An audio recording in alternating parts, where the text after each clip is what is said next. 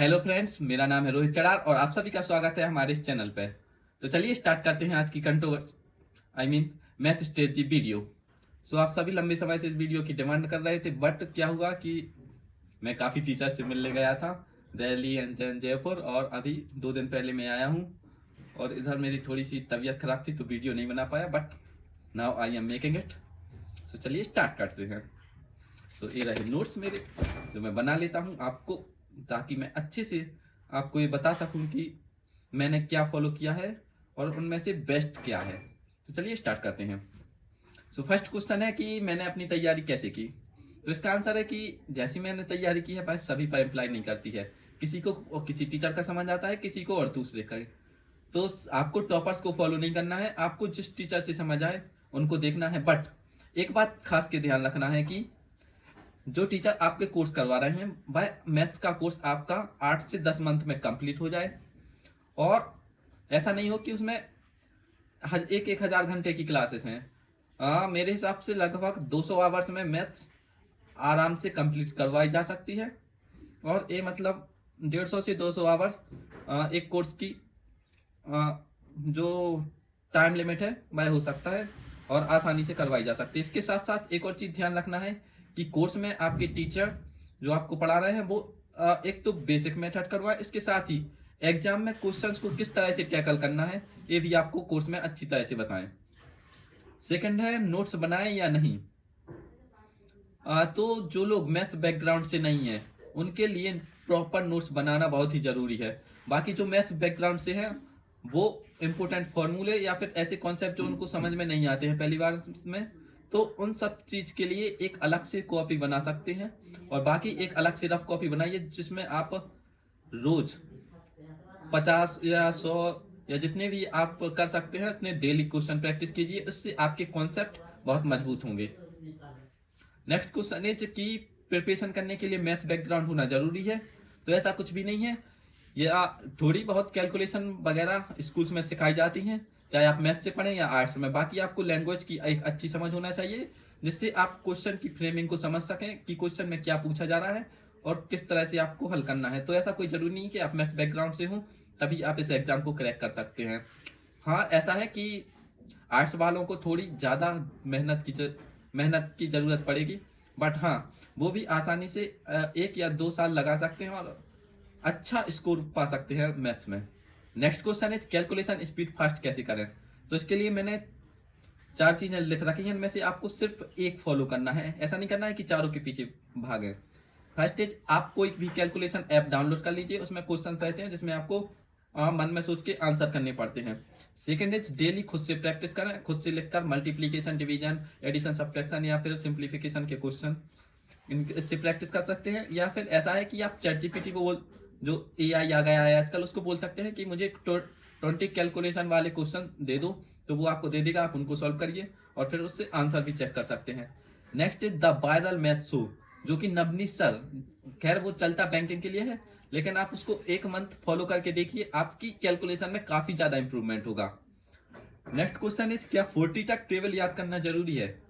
तो फ्रेंड्स ऐसा बिल्कुल भी नहीं है कि आपको 40 तक टेबल रटी होनी चाहिए। कई टीचर्स ऐसा बोलते हैं कि आपको 40 तक पहाड़ याद होना चाहिए, बट ऐसा नहीं है, आपको 20 तक टेबल जरूर याद होनी चाहिए। बाकी आप खुद से कैलकुलेट कर सकते हैं, ऐसा कोई भी नहीं करता कि वहां पर टेबल रखता फिर। नेक्स्ट इज कई टीचर्स बोलते हैं कि आपको 3 डिजिट के मल्टीप्लीकेशन चुटकियों में यानी कि 1 से 2 सेकंड में करना आना चाहिए। तो फ्रेंड्स ये केवल एक मिथ है।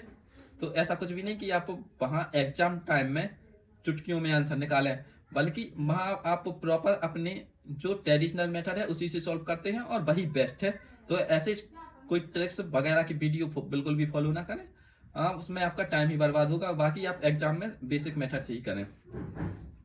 नेक्स्ट इज शॉर्ट ट्रिक या फिर कॉन्सेप्ट। सो फ्रेंड्स मैं अपना बताऊं तो कॉन्सेप्ट बहुत ज्यादा जरूरी है, क्योंकि शॉर्ट ट्रिक आपको थोड़े से समय के लिए याद रहेंगे, लेकिन जब आप एग्जाम में वहां बैठे होंगे तो वहां आपको कॉन्सेप्ट ही काम आने वाले हैं। तो अपने कॉन्सेप्ट स्ट्रॉन्ग करके चलें। यदि कोई बड़ा से बड़ा भी क्वेश्चन आता है तो वो कॉन्सेप्ट से बिल्कुल क्लियर हो जाएगा। नेक्स्ट क्वेश्चन इज कि भैया मैं पुरानी कॉन्सेप्ट भूल जाता हूं। तो उसके लिए ऐसा करें कि आप जैसे क्वेश्चन कर रहे हैं तो ऐसा करें कि सिर्फ एक दिन में एक चैप्टर की ना करें, बल्कि एक साथ 4 चैप्टर या 5 चैप्टर का सेट बनाएं और हर एक चैप्टर में से 10-10 क्वेश्चन सिलेक्ट करें, तो इस तरह आपके 50 क्वेश्चन बन जाते हैं। यदि आप और ज्यादा कर सकते हैं, जैसे 15 या 20 हर चैप्टर से, तो आपके साथ ऐसा होगा या 60-70 या फिर 100 क्वेश्चन बन जाएंगे 4 या 5 चैप्टर लेके। तो उस तरह से उनको कर सकते हैं। नेक्स्ट इज स्पीड और एक्यूरेसी। सो फर्स्ट चीज जिस पर आपको काम करनी है वह है एक्यूरेसी। स्पीड पर बिल्कुल भी नहीं जाएं। आप केवल अपनी एक्यूरेसी बना के रखें। बिलीव मी, 2 से 4 महीने में आपकी स्पीड ऑटोमेटिक इंक्रीज हो जाएगी। जैसे आप बहुत सारे मॉक्स सॉल्व करेंगे, उनको एनालाइज करेंगे और मतलब उनके मेथड देखेंगे कि मैंने अभी किस मेथड से किया है इसको और कौन से बेटर मेथड से किया जा सकता था क्वेश्चंस को। तो इस तरह आपकी स्पीड ऑटोमेटिक बढ़ जाएगी। आप शुरू से एक्यूरेसी पर ध्यान रखें। सो अवर नेक्स्ट क्वेश्चन इज कि भैया मैंने बेसिक्स कर रखे हैं बट स्पीड नहीं आ रही है, तो इसके लिए एक हैक है। एक्चुअली टॉपर्स या फिर अदर स्टूडेंट जो बहुत सारे से प्रिपेयर कर रहे हैं, वो एग्जाम टाइम में क्वेश्चंस को सॉल्व करने के लिए कुछ अलग अप्रोच यूज करते हैं, जिससे एग्जाम टाइम में या कहें जब वो मॉक सॉल्व करते हैं तो एक एक्यूरेसी मेंटेन होके चलती है। तो कुछ अप्रोचेज हैं जो क्वेश्चन की सॉल्व करते टाइम बहुत ज्यादा हेल्पफुल रहती हैं, मैं आपको बताने वाला हूं और बाद में मैं आपको ये सब बताने वाला हूं कि आपको ये किधर से करना है। बिल्कुल मैं सब सोर्स डिटेल में बताऊंगा। तो कुछ मेथड हैं जैसे unit digit method, digit sum, alligation लगता है जो मतलब बहुत सारे क्वेश्चन में लग जाता है। मैं आपको इसके सोर्स बताऊंगा। वेटेड एवरेज, ऑप्शन एलिमिनेशन, जैसे एक पॉइंट वाले क्वेश्चन होते हैं उसमें कई में सिर्फ डिजिट चेंज रहते हैं और कई में जो नंबर ऑफ जीरो रहते हैं पॉइंट के बाद वो अलग अलग दिए जाते हैं, तो उनको देख के आप उनको सॉल्व कर सकते हैं। नेक्स्ट इज मल्टीपल से आंसर। कई में सिर्फ मल्टीपल चेक करके जैसे 9 का या 11 का, इससे भी आंसर किए जा सकते हैं। स्क्वायर और क्यूब की शॉर्ट ट्रिक आपको आना चाहिए और nearest root, square root find करना, ये भी आना चाहिए। कंपोनेंडो डिवाइडेंडो रूल, परसेंटेज को ब्रेक करके अलग अलग, जैसे 30% और 40% मिला के 70% बन गया, इस तरह से आपको परसेंटेज को अलग से ब्रेक करना आना चाहिए। वैल्यू पुटिंग मेथड, ट्रिग्नोमेट्री और जियोमेट्री और अदर्स क्वेश्चन में भी ये हेल्पफुल हो सकता है, अलजेब्रा वगैरह में भी, तो ये आपको अच्छे से आना चाहिए। ऑप्शन से आंसर करना, दिस इज आल्सो इम्पोर्टेंट। ये आप जब बहुत सारे क्वेश्चंस लगाएंगे तो आप डायरेक्ट ऑप्शंस की वैल्यू उस क्वेश्चन में रख के उसको चेक कर सकते हैं कि कौन सी वैल्यू परफेक्ट बैठेगी इसमें, तो इस तरह से भी आंसर किया जा सकता है। Next is shifting method. This method is very much important in questions like time and distance and boat and racing और other questions also। so इसको आप अच्छे से देखिए। And next is ratio method, ये भी बहुत ज्यादा इंपॉर्टेंट है। क्रॉस प्रोडक्ट मेथड, और जैसे कई क्वेश्चन होते हैं कि मल्टीपल परसेंटेज इंक्रीज डिक्रीज, जैसे कंटिन्यूअस होता है, जैसे इलेक्शन वाले क्वेश्चन हुए या फिर पॉपुलेशन इंक्रीज वाले क्वेश्चन हुए, तो इस तरह के क्वेश्चन भी आना चाहिए जिसमें डायरेक्ट अपन रेशियो से मल्टीप्लाई करके परसेंटेज इंक्रीज या डिक्रीज फाइंड कर सकते हैं। नेक्स्ट इज अप्रोक्सीमेशन मेथड, यानी कि किसी क्वेश्चन का आंसर यदि ऑप्शन दूर दूर है तो उनको अप्रोक्सीमेशन लगा के भी उनको सॉल्व किया जा सकता है। And the final thing is जो बहुत ज्यादा जरूरी है वह है खुद में बिलीव। इससे आपका बहुत सारा टाइम बचने वाला है। आप खुद की एक्यूरेसी पर बिल्कुल 100% बिलीव करके चलिए। यदि आप कोई क्वेश्चन सॉल्व करते हैं तो आपको ये बिलीव होना चाहिए कि ये मैंने किया है तो ये 100% करेक्ट होगा। तो आपको इसके लिए क्या करना पड़ेगा, इसके लिए आपको मेहनत करनी पड़ेगी अपनी कैलकुलेशन पर और अपनी एक्यूरेसी पर। तब आपको जब आप क्वेश्चन सॉल्व करेंगे एग्जाम में या फिर मॉक टेस्ट के टाइम, तो आपको रीचेक नहीं करना पड़ेगा कैलकुलेशन कि इसमें कोई गलती तो नहीं छूट गई। नेक्स्ट क्वेश्चन इज टॉपर्स की स्ट्रेटजी वर्सेस खुद की स्ट्रेटजी। तो आपकी खुद की स्ट्रेटजी खुद के लिए ज्यादा अच्छी रहेगी एक टॉपर्स की स्ट्रेटजी की अपेक्षा, क्योंकि टॉपर्स लोग होते हैं वो अपने खुद के हिसाब से पढ़ते हैं कि मेरा यह वीक है, बट आपको अपनी कमजोरियां और अपनी ताकतें, जो आपकी वीकनेस है और जो आपके स्ट्रॉन्ग पॉइंट है वो देखना है और उसके हिसाब से खुद की स्ट्रेटजी डिजाइन करनी है और वो बेस्ट रहेगी। मैं अपना बताऊं, मैंने किसी टॉपर को फॉलो नहीं कर रखा था।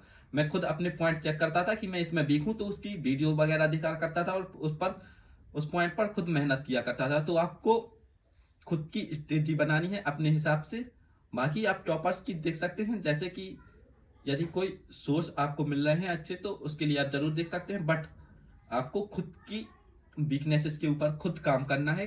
कहाँ आपकी वीकनेस है उनको देखना है और उसको खुद के हिसाब से उसके लिए स्ट्रेटजी बना के उसको फॉलो करना है। सो अवर नेक्स्ट क्वेश्चन इज कि यदि आप मैथ्स को मास्टर कर लेते हैं तो यह क्या अदर सब्जेक्ट के लिए भी हेल्पफुल होता है? तो इसका आंसर है बिल्कुल यस। क्योंकि यदि आप मैथ्स में मास्टर हो जाते हैं तो आप जो रीजनिंग के नंबर्स वाले क्वेश्चन होते हैं, नंबर्स क्लासिफिकेशन या फिर एनालॉजी वगैरह, डेट टाइम ये फाइंड करना, तो ये क्वेश्चन आप आसानी से कर सकते हैं। नेक्स्ट क्वेश्चन इज प्रैक्टिस कितना करना है?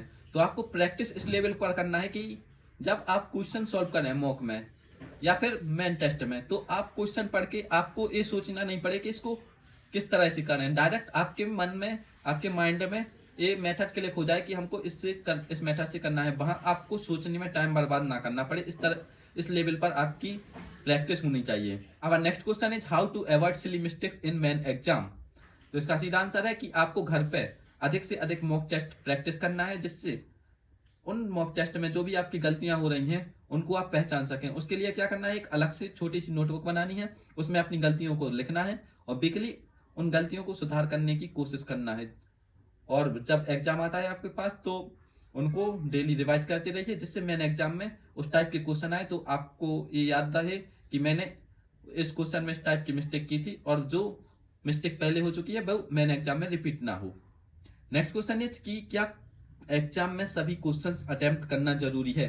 तो ऐसा बिल्कुल भी नहीं है गाइस कि आप सारे के सारे क्वेश्चन अटेम्प्ट करने की कोशिश करो। आपको क्या करना है कि पहले जो सिंपल क्वेश्चन हैं उनको अटेम्प्ट करना है, जिससे एक तो आपका आत्मविश्वास बढ़ेगा और बाकी आपके पास जब कम टाइम में सिंपल क्वेश्चन सॉल्व कर लोगे तो बड़े वाले क्वेश्चन के लिए प्रॉपर टाइम भी बचा रहेगा और आपके अंदर एक कॉन्फिडेंस भी रहेगा, जिससे आपको वो क्वेश्चन सॉल्व करने में ज्यादा परेशानी नहीं होगी। नेक्स्ट इज मैंने बेसिक्स कर रखे हैं बट कॉन्फिडेंस नहीं आ रहा है, तो मैं बता चुका हूं कि आपको क्या करना है कि छोटे क्वेश्चंस जो सिंपल होते हैं उनसे शुरुआत करनी है और बाद में टफ क्वेश्चंस की तरफ जाना है। इससे आपके अंदर एक कॉन्फिडेंस बिल्ड होगा और बड़े क्वेश्चन टैकल करने में आपको आसानी होगी। नेक्स्ट क्वेश्चन इज भैया एग्जाम के लास्ट टाइम के लिए एक एडवाइस दे दो। तो लास्ट टाइम के लिए मैं कहूंगा कि आपने फॉर्मूला लिख के रखे हैं उनको रिवाइज कीजिए और आपसे सिली मिस्टेक्स हुई हैं उनको प्रॉपर रिवाइज करके जाइए। सो नेक्स्ट क्वेश्चन है हमारा कि भैया मैं एक टीचर से अपना कोर्स कंप्लीट कर रहा हूं बट मुझे 2-3 टॉपिक ऐसे हैं जो उनसे समझ नहीं आ रहे हैं, तो क्या उसके लिए मैं दूसरे टीचर को फॉलो कर सकता हूं? तो इसका आंसर है ऑब्वियसली यस, आपको करना चाहिए, क्योंकि एग्जाम में आपसे उस क्वेश्चन का आंसर पूछा जाता है, ना कि ये पूछा जाता है कि आपने किस टीचर से पढ़ रखा है। तो आप निसंकोच होकर दूसरे टीचर को फॉलो कर सकते हैं, इसमें कुछ गलत नहीं है। आपको ये देखना है कि मैं एग्जाम में अच्छे से अच्छा स्कोर कर पाऊं, बाकी आप कुछ भी फॉलो करिए। हमारा नेक्स्ट क्वेश्चन है कि एग्जाम में क्वेश्चन को किस ऑर्डर में सॉल्व करना है। तो सबसे पहले अपन को सिंपल क्वेश्चन देखना है, यदि बीच में टफ क्वेश्चन आता भी है तो उसको तुरंत स्किप कर देना है। बाकी के जो सिंपल क्वेश्चन लगे जो एक बार में हो जाएं उनको सॉल्व करना है। इससे क्या होगा कि आप कम टाइम में बहुत सारे क्वेश्चन सॉल्व कर चुके होंगे और बाकी में क्वेश्चन कम बचेंगे, आपके पास टाइम सफिशिएंट रहेगा, तो इससे आपके अंदर एक कॉन्फिडेंस होगा और जिससे आप बड़े क्वेश्चन भी आसानी से टैकल कर पाएंगे। तो ये बहुत इंपॉर्टेंट है कि आप किन क्वेश्चन को पहले स्किप कर देते हैं। और ऐसा नहीं है कि एग्जाम में आपको सभी के सभी क्वेश्चन अटेम्प्ट करना है, कुछ बहुत ज्यादा बड़े या बहुत ज्यादा कैलकुलेटिव होते हैं तो उनको स्किप भी कर सकते हैं या छोड़ भी सकते हैं, इससे ज्यादा कोई नंबर्स में आपके इफेक्ट पड़ने वाला है नहीं। नेक्स्ट क्वेश्चन है मॉक्स कैसे दें। तो गाइज मैं मॉक के लिए एक अलग से वीडियो बनाऊंगा, उसमें मैं हर एक सेक्शन के लिए डिटेल से बताऊंगा।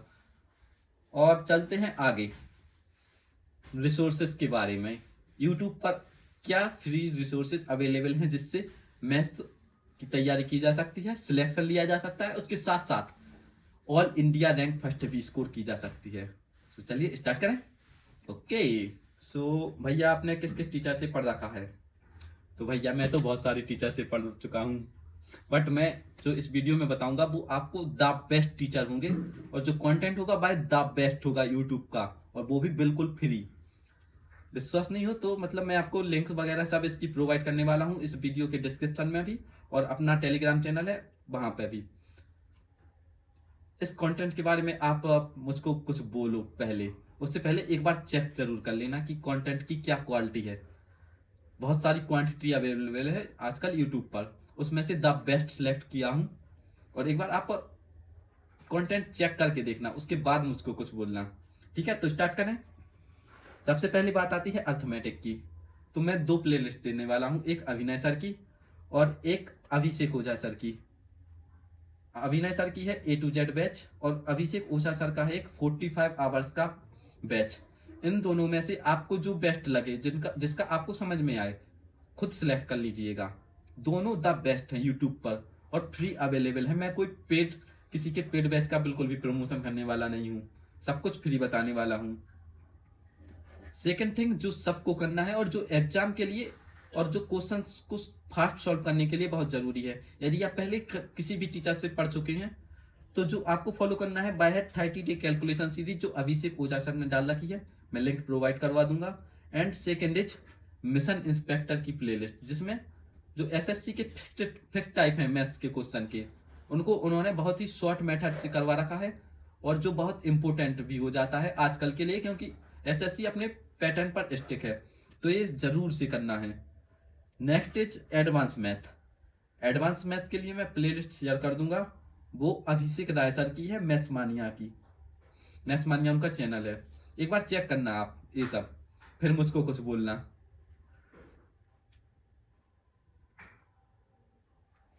And next thing is PYQ के लिए।